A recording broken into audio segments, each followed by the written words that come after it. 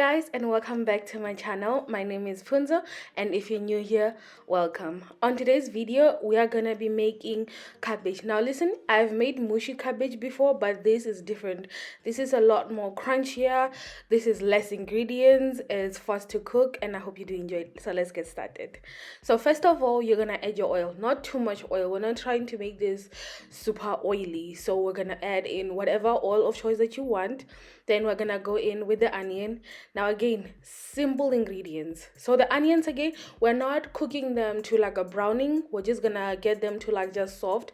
So when you start, it starts going from looking like it's a solid white to like almost like a translucent. That is what we're aiming for.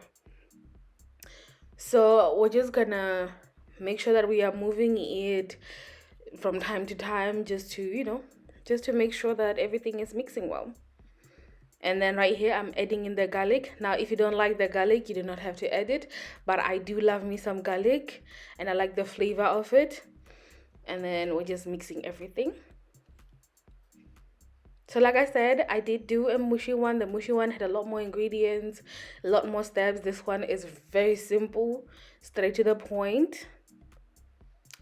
Okay, so now we're gonna use a cabbage. So I'm using store-bought cabbage that's already been pre-cut from ShopRite, but you could just cut it yourself. I've shown on other videos how to cut the cabbage, so yeah, but I just love using this one because easier.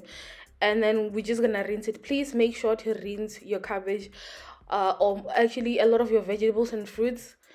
Even if they were already cut in the store or they told you that it was pre-washed, just wash it again just to be sure. So this is what I'm just doing here, making sure it's clean. And then internet magic, I did like 4 of them, so this is for 4 packets of those.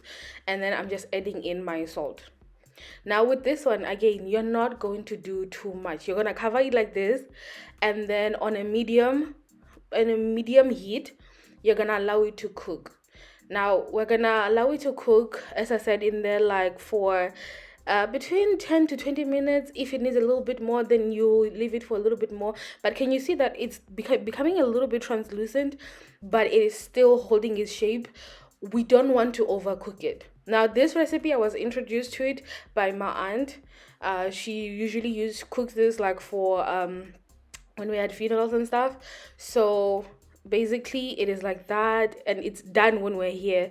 I hope you guys will enjoy this. I hope you'll try it out. If you do, tag me, of course, the vendor chef. And I hope you guys did enjoy that. Don't forget to subscribe, like, and comment down below. And until next time, guys, thank you for watching. Bye.